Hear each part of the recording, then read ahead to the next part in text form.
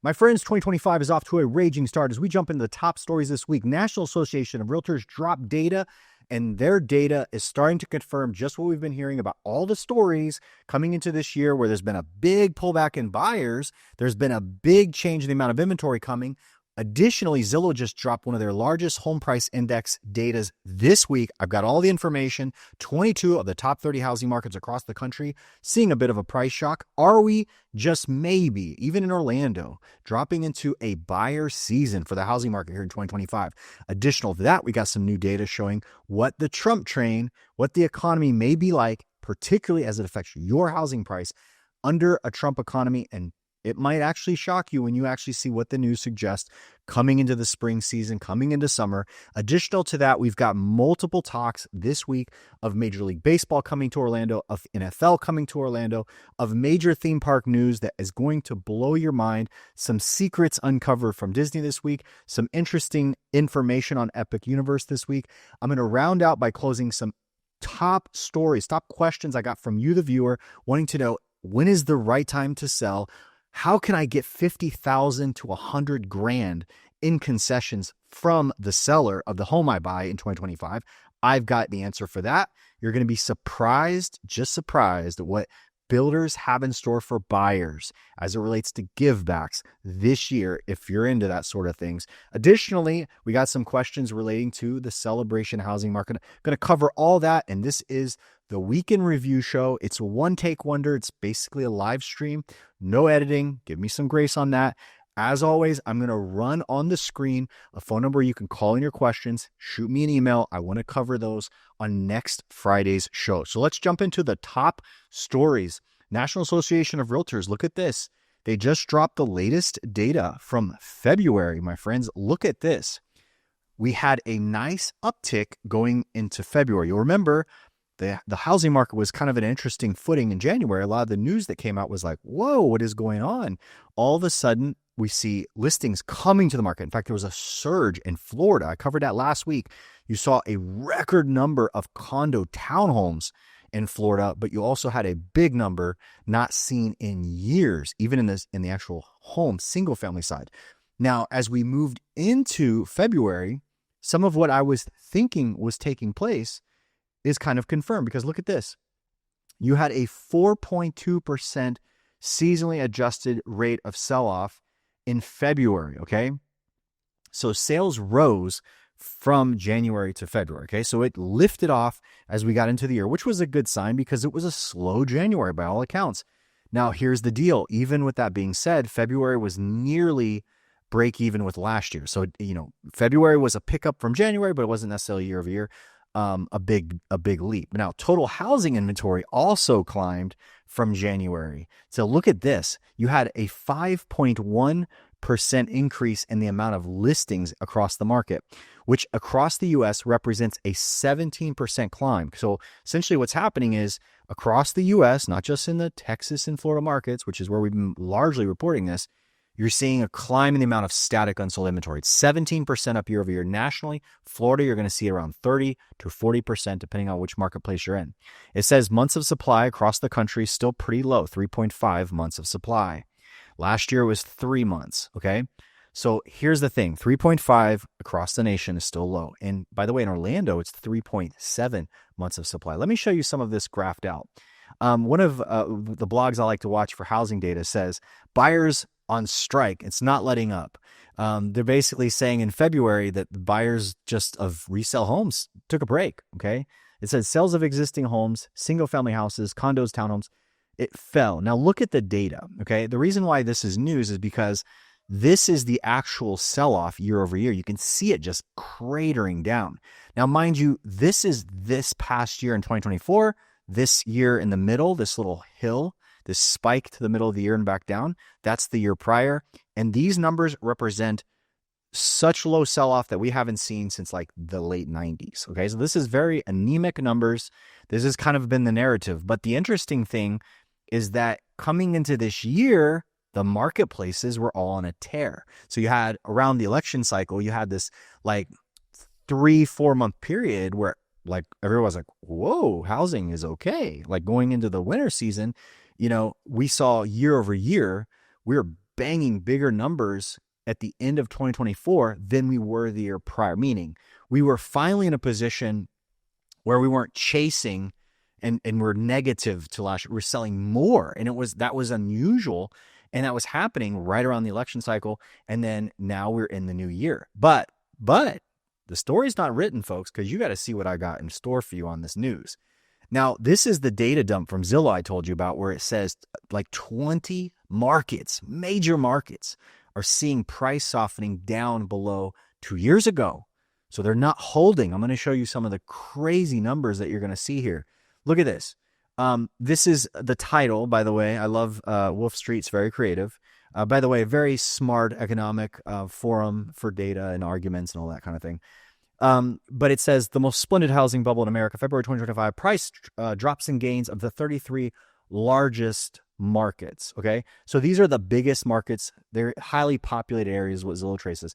It says these markets are the top that are below 2022 high peak price. Remember, we call 2022 peak because that's when the interest rate went from 3% to like 7-8. You already know the story. It went way high on interest rates, shocked the market. Some markets are bouncing around where that high was, even now, 2.5 years later. Okay, so look at this. These are the markets that are actually down beneath the highs. Okay, it says Austin, San Francisco, Phoenix, San Antonio. I'm going to show you more. By the way, Tampa's on the list. You're going to see Orlando on the list, Las Vegas on the list. Now, the ones that are supposedly still positive are Miami, San Diego, Los Angeles, Baltimore, so on, so on, so forth. Now, let me show you some actual specifics. So who's at the top of the peak? Who's lost the most? It's Austin, Texas. So Austin absolutely has fallen completely down off their highs. 23% off highs in Austin. San Francisco, far distant second to them at 10.6 negative, okay, from the peak. San Francisco had many corrections since 2008, my friends. Many little micro recessive areas. Phoenix, -10. San Antonio, -9.4. Again, softening over year, small corrections over time. Denver metropolitan area basically is -8.2. Sacramento, -7. Dallas, -7. By the way, you're like, where's Orlando, Jared? Where's Tampa and all this? Oh, did I pass Tampa? Tampa is actually pretty high up the list. Yes, there it is. Tampa, by the way, I think is the leading down market in all of Florida, -4.9 right now. I think they passed Jacksonville. Jacksonville was on a rough ride for a minute, 23. But Orlando, by the way, you say, Jared, I thought you said Orlando. Yeah, we're like negative. We're like break even. So you got to come down to Orlando. It's 0.9. So it's not even 1%. Orlando is running flat. I've been saying this forever, and that's more part and parcel to this. They said Miami was positive, but Miami's almost to zero. They said Miami was one of the ones that was up. It's above. It's 2022. And if I go up, and forgive me, I'm going to go Control F and speed this bad boy up. Look, Miami. Actually, it says negative. It was month over month. I'm sorry. So month over month is negative 0.4%. But it's saying they're basically prices may have dropped enough to where they're not down year over year, whatever. So they're break even. It says year over year is negative 0.2. So that's the data. Look at this. This is Redfin carrying the same kind of commentary, which is basically saying maybe, just maybe, things are going to swing to the buyer's favor because buyers might be pulling back a little. But the news is changing. In March, it's changing. You have to watch. This is all past. These are all past indicators, my friends. So we're trying to figure out what's happening in the marketplace. You're looking backwards and you're trying to see what's going on, but you can look forwards and understand what's going on. I'm going to show you that in a second. Look at this. Redfin reports near record housing cost. Near record housing cost puts a lid on pending sales. They go in, they say basically, hey, you know what? It costs about $2,793 to buy a home. That's a few dollars shy of the all-time high. So it hasn't changed a whole lot, and ultimately buyers are pulling back. But let's look at the data. These are the indicators showing what's going on right now, okay? Right now, the interest rate is 6.76% as of yesterday. That is down from 7.1. So a year ago, it was 7.11. Today, it's almost a third of a percentage point better than that. Look at mortgage applications. Year over year, we're up. So more people are applying for a loan right now, which is a leading indicator that says, in all likelihood, you're going to see a little bit of an uptick in transaction volume against last year. Look at touring activity. Touring activity is almost up the same. So you look at, so again, look, sorry, I just blew my whole screen up. Up 6%. Look at touring activity is up 35% right now versus earlier this year. 35% more people are touring. If you go to the same spot last year, the number was 30% higher from the same day in March last year. So there's around 5% more people touring homes. Not a big change, but it's important because you're kind of running even to last year. Median home price across the nation is up 3.3% right now. This is a check on the pulse immediately of what's happening. We can see the most recent week, last week, negative 5.2% pendings. So less buyers, even though they're touring, we're still negative 5.2. That's not a good sign. Listings are still up. So when you start seeing negative pendings with an increase in the amount of homes coming to market, that makes the gap a little larger in time of your active listing. Your unsold inventory picks up. If there's more, more people are putting them on the market, fewer people are putting them under contract. You're gonna have some challenges, but not yet. Okay. So right now across the country, active year-over-year inventory is only 11% right now. Remember, I just showed you the data from like February and January. The gap for the entire market was like 18% over last year. The active inventory is up. It's closing right now. So look at that. It's 11%. I showed you last week in Orlando that in January, we had around a 3.9 month of supply, meaning if you stop listing all the homes based on how fast they were selling, it would take you almost 4 months to sell off everything we had. That number dropped. Last week, it was at 3.7, okay? So you got to understand, like, we're now seeing some things turn up. I'm going to show you why that is true in the news here in a second. But look at this. The biggest year-over-year price losers at the top of the list is Jacksonville for the past week is 3.7% negative, and Tampa at negative 2.8%. I highlighted Fort Lauderdale has pending sales down 17%. Fascinating, right? Look at this, by the way. Zillow updated their forecast of price. Now, this is this. You see this little map, this chart with a bunch of zits all over it? This chart is from Zillow, and they're basically forecasting what they think is going to happen between now and a year from now across all the metros. Now, you see all these red pimples out here in Cali, these red pimples across Texas, these red zit-looking things on Louisiana.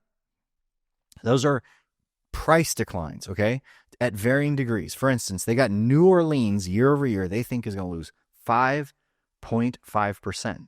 Let's zoom into the Florida market, okay? What I am fascinated by, number one, they have Orlando at a 1% positive, which doesn't surprise me, okay? You have some of our nearby markets like Volusia is at 0.6 positive, Jacksonville's. So they have a lot of Orlando markets breaking even, okay? Which has been the story for 2.5 years. It's been the same for 2.5 years. Look at the coastal markets, which Punta Gorda was actually in rough shape. You had the storms, you have coastal condominium problems, negative 0.1. Like, are they coming back? Cape Coral too. Cape Coral's a 0.9 positive. Wow. And then Miami's supposedly probably the healthiest one on the map, 2.3. One of Ocala's 1.7 positive. So none of that's a surprise. Now let's talk about Trump in the housing market. So Politico came out, and I don't think they're big Trump fans. It says how Trump is providing an unexpected boost to the housing market. Okay. And I'm not getting political. I'm just reading the data because there's data in this article. And that's what most intrigues me. It says rates on a 30-year fixed mortgage have been sliding below 7% over the past several weeks. And it's a reflection of plunging economic sentiment that's roiled Wall Street and scrambled investment plans. But get this, applications for new mortgages shot up by more than 11% during the first week of March. Remember, we just saw the third week of March just now on Redfin's data showing it's a +6. Okay. So in the month of March, more people have started, and I would imagine this probably trails back to the end of February, more people are going out and getting up applications for mortgages. That is a leading indicator of future sales, okay? Applications shot up by 11%. By the way, listen to this. This is a 31% improvement over the same period last year. 31% more applicants for mortgage, okay? And refinances have surged. Refinances have surged from historic lows as homeowners capitalize on lower borrowing costs.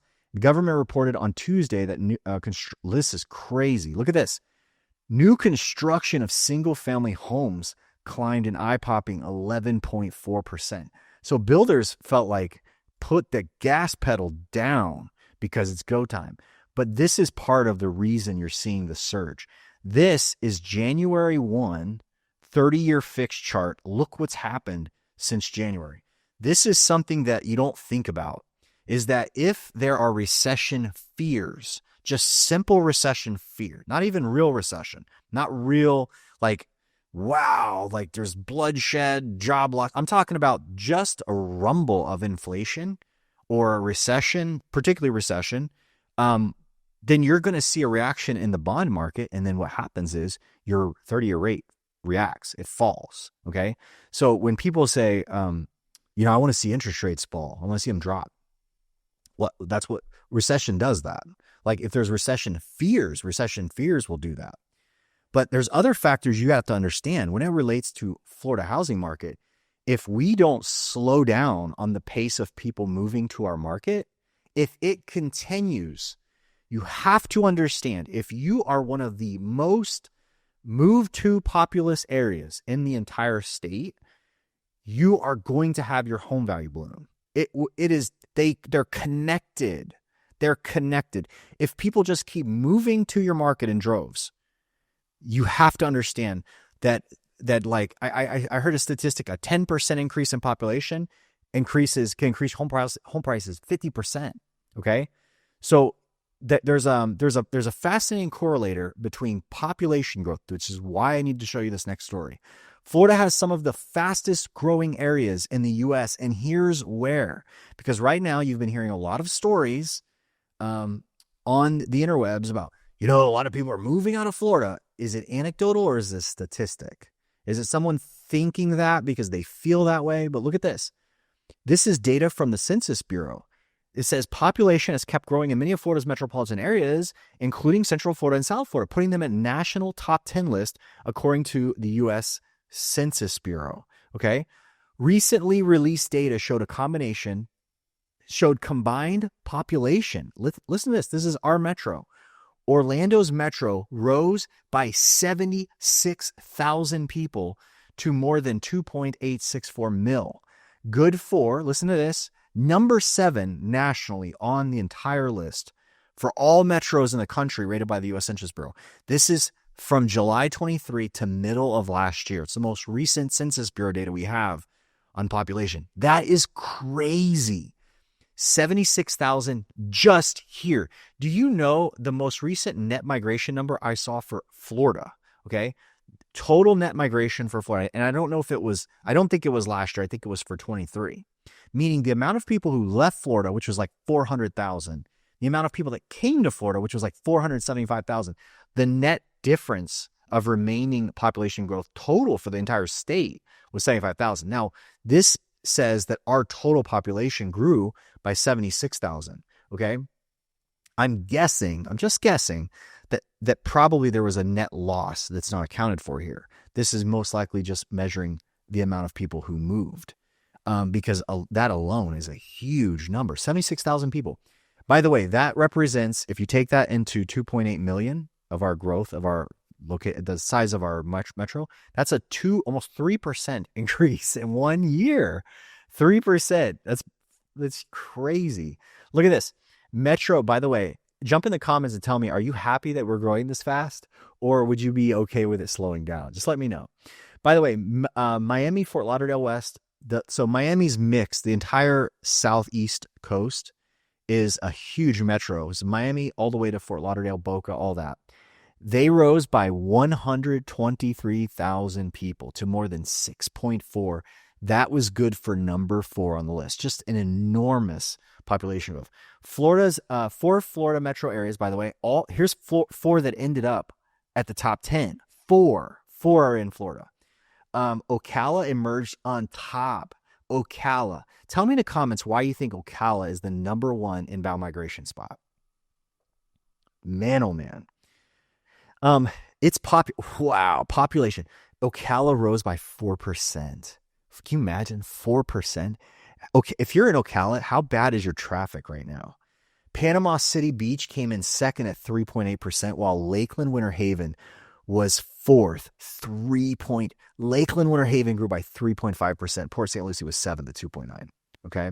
So recap: Ocala, Panama City Beach, Lakeland Winter Haven, and Port St. Lucie. So those are 4 metros appeared on a national top 10. That is insane. So that's a factor. You keep growing, you're going to have pressure on home prices. Baseball. Is baseball coming to Orlando? Do you believe it? Do you see this even happening? The story behind all this right now is it says, could the Rays, Tampa Bay Rays, move to Orlando? Now, I hope I didn't just reveal myself as how much of a Major League Baseball fan I am by reading that headline.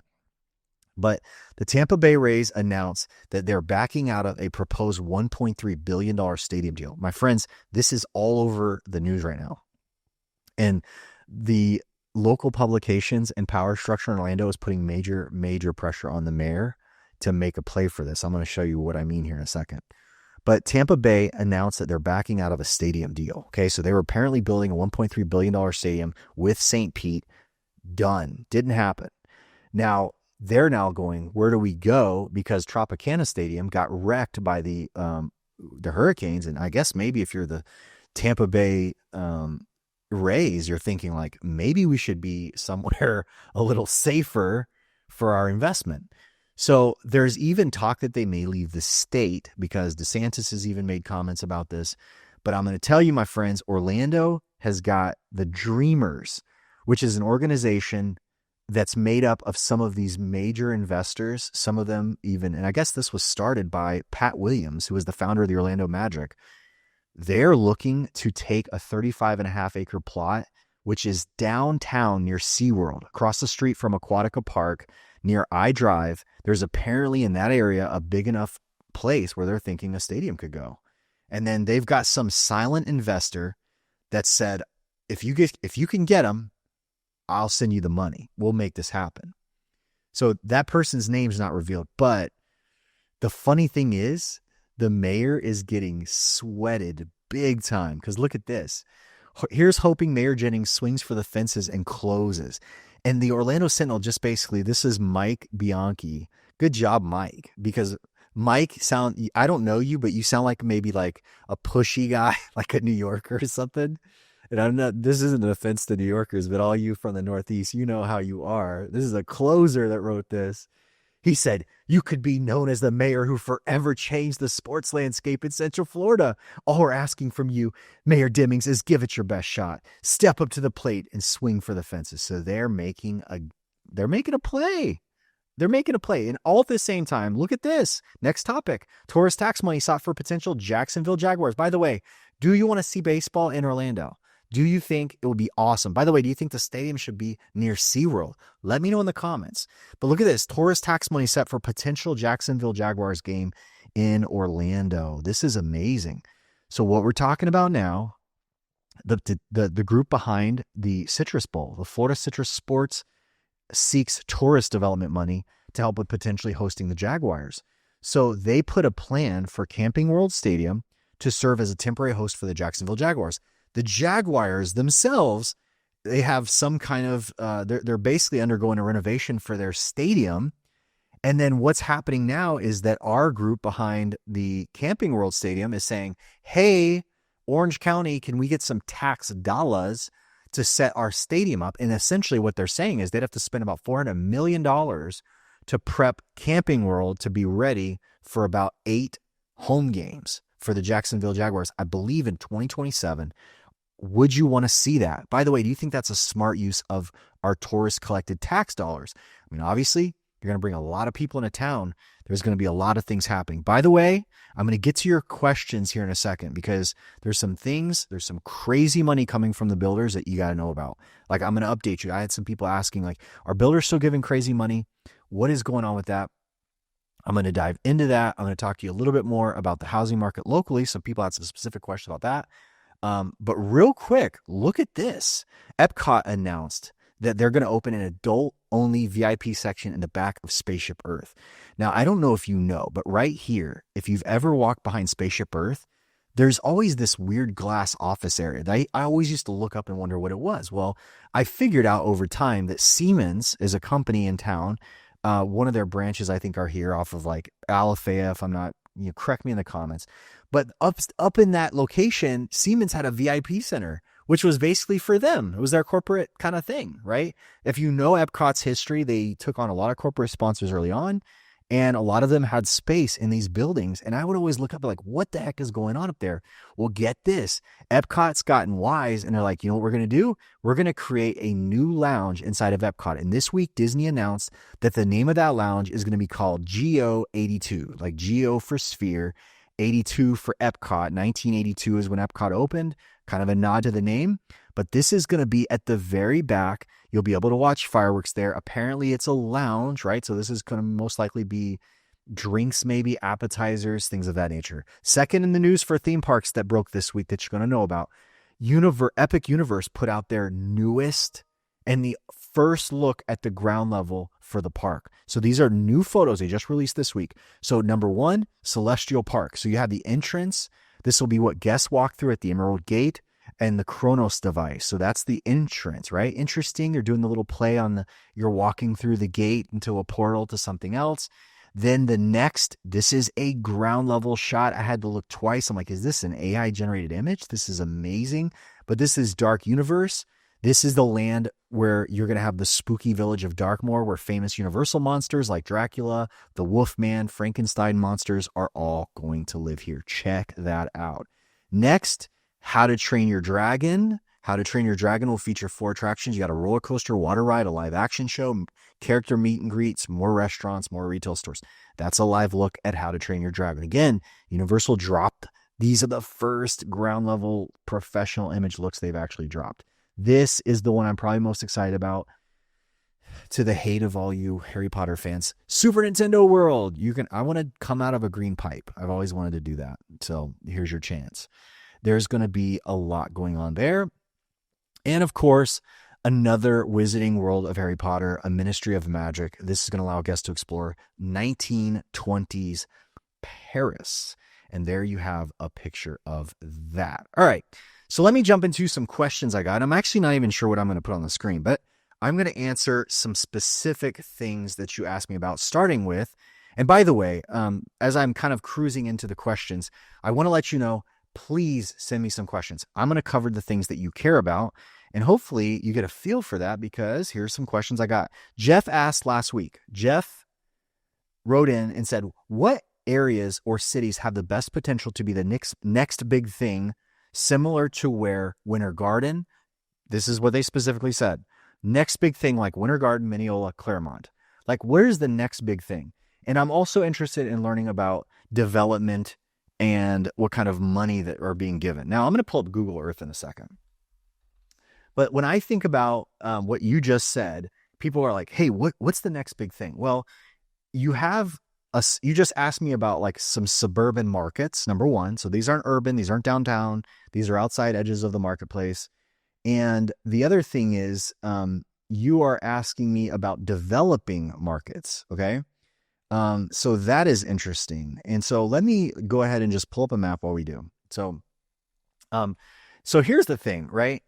I would tell you that you're close as it is. Okay. So the biggest, I would say the number one biggest expansion going on right now, that's the next big thing, is this right here. Okay.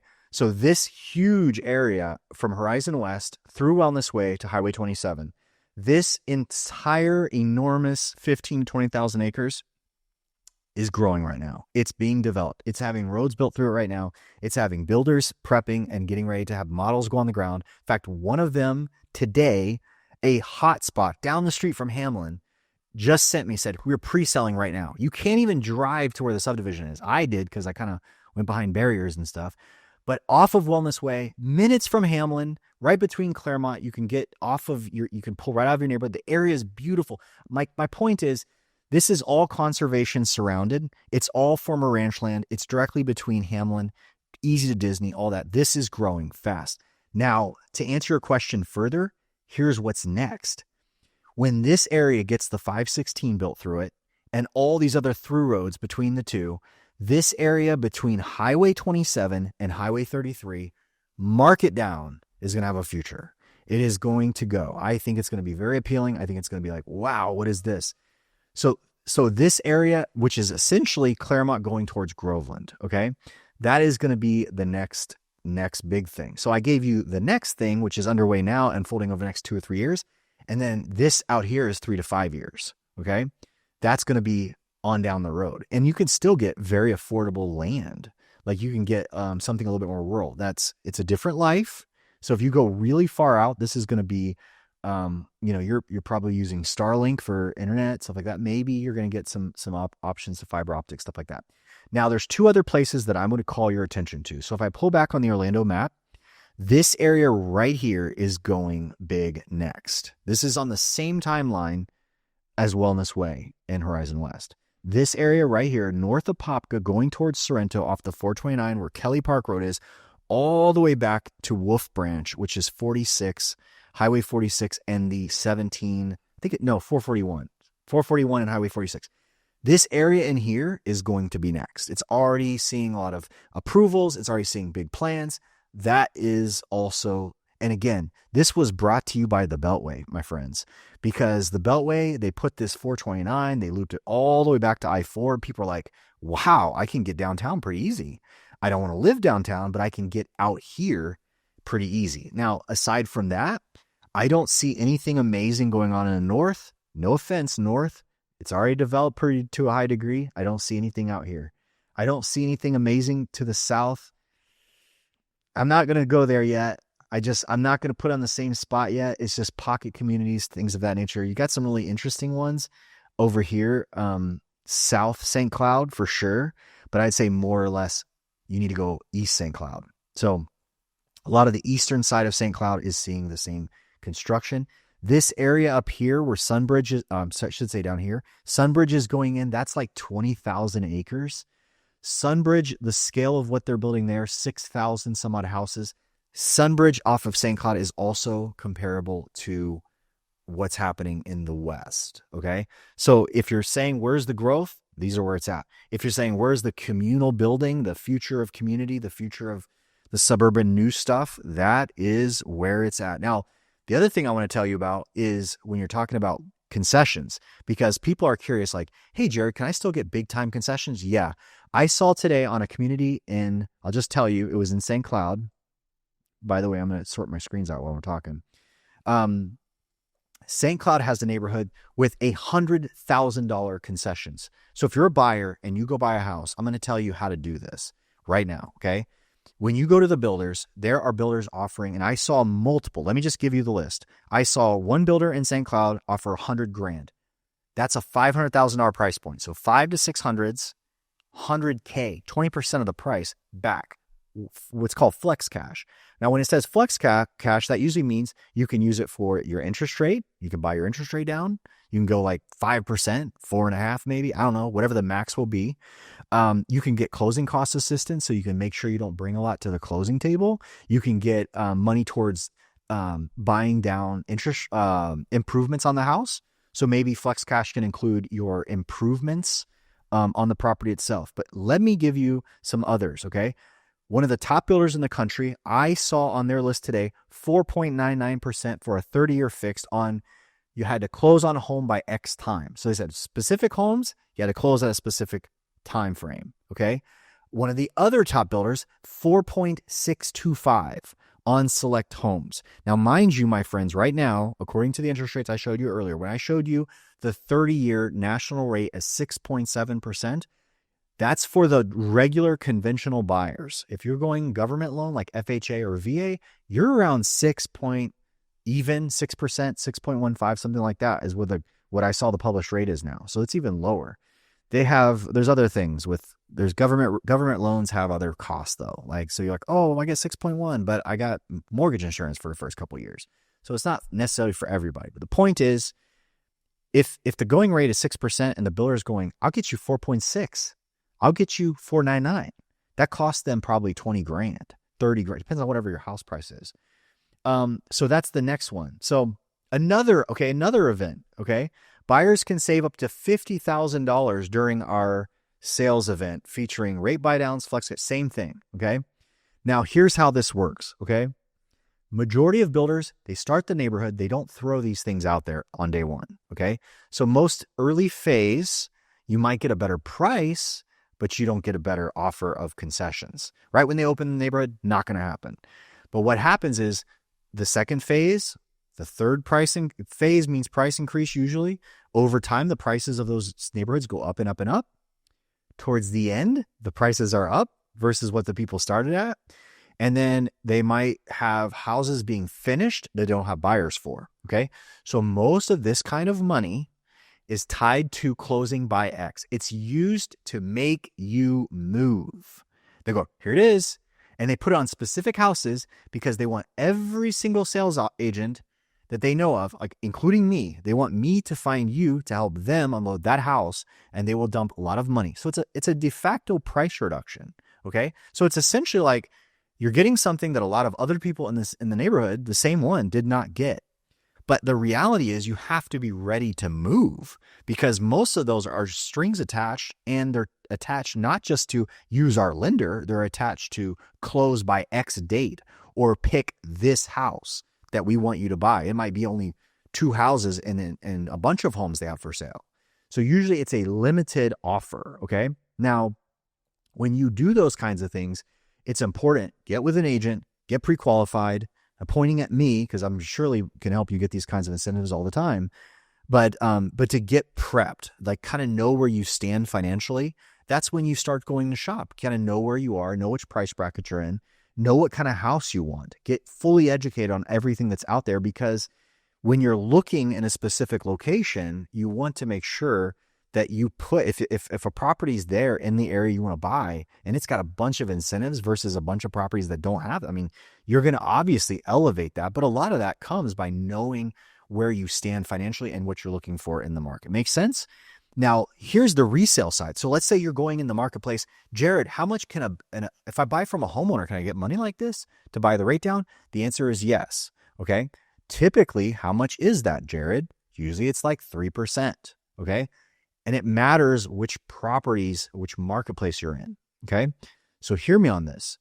I would tell you that in a lot of areas where there's a lot of new construction going on, if other owners are selling their house against the builder, a lot of times they've bought way earlier phase, or they bought a year, 2 years ago, and you can possibly get a better price from a homeowner selling against the builder.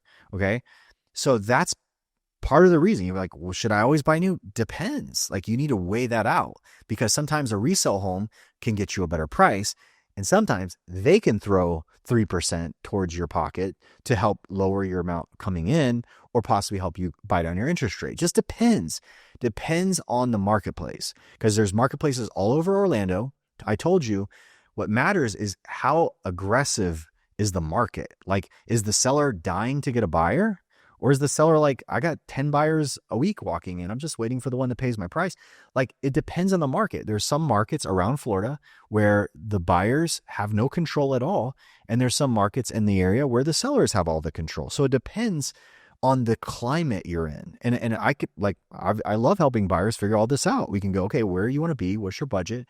And I could tell you how the market is. And so the market will either be defined by being like red hot and you not having a lot of strength, or there's some markets where you have a ton of strength and you really should get the best price or get a lion's share of compensations and concessions coming your way. Okay.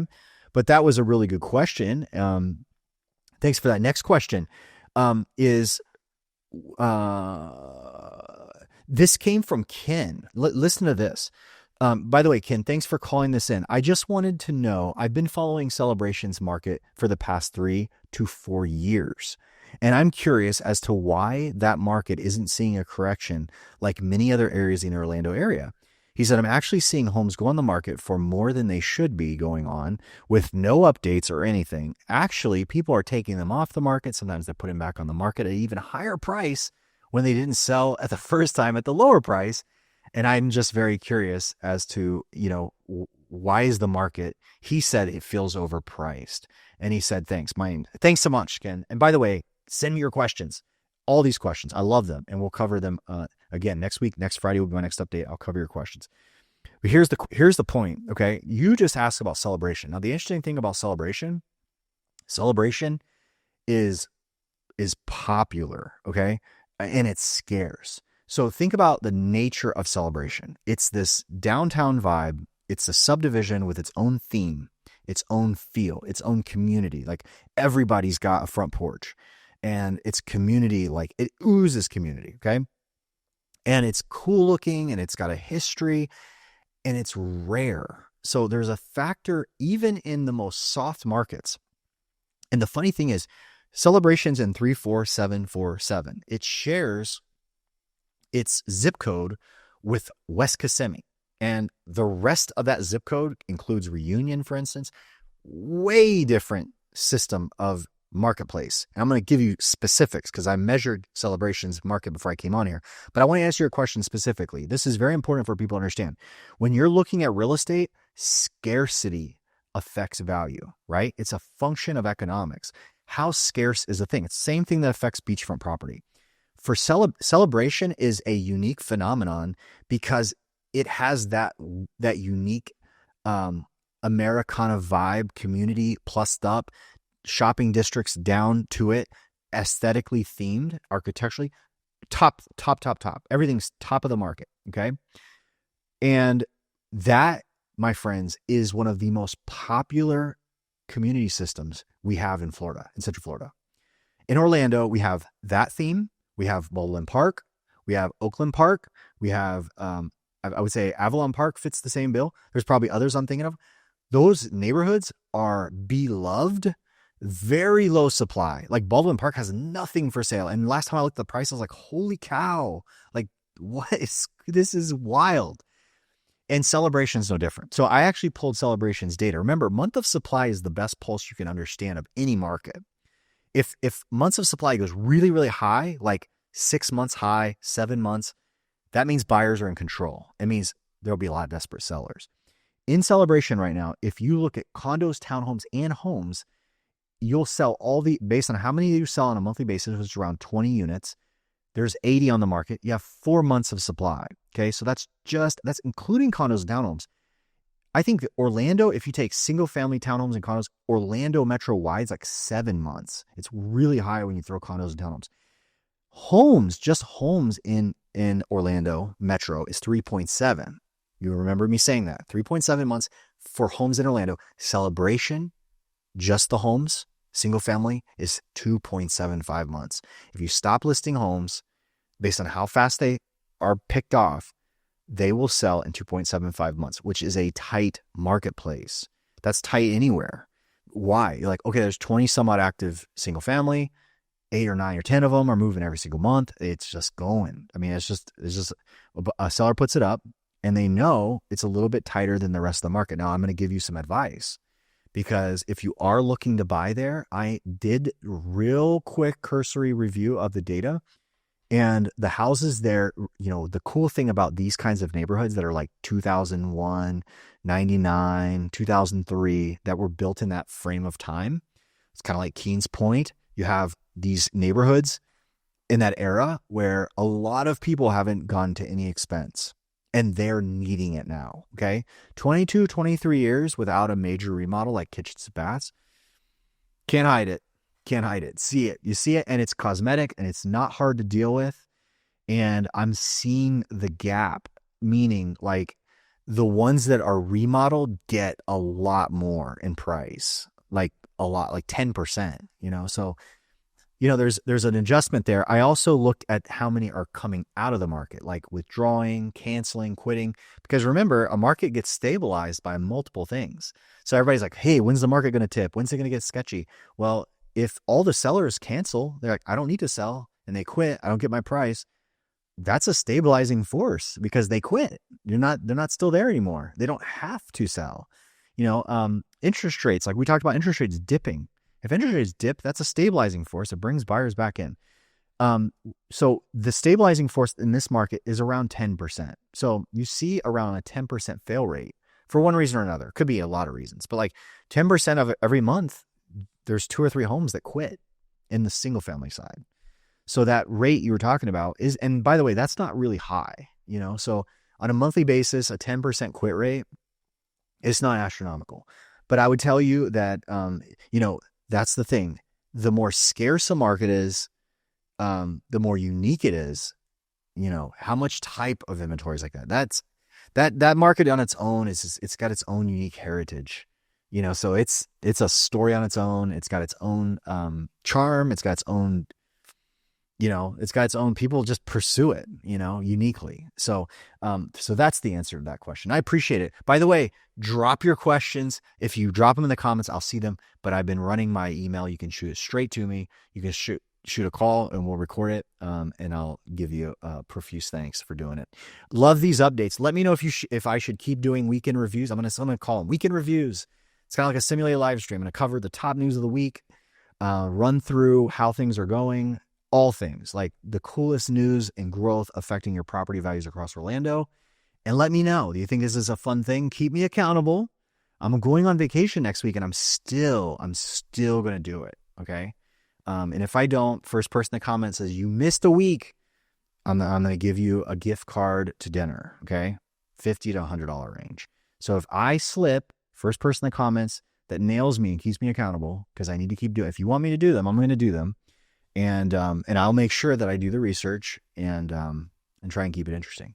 Give me your comments, give me your questions, because it's better if I cover the things you want to talk about all over Orlando, in any different direction. Let me know.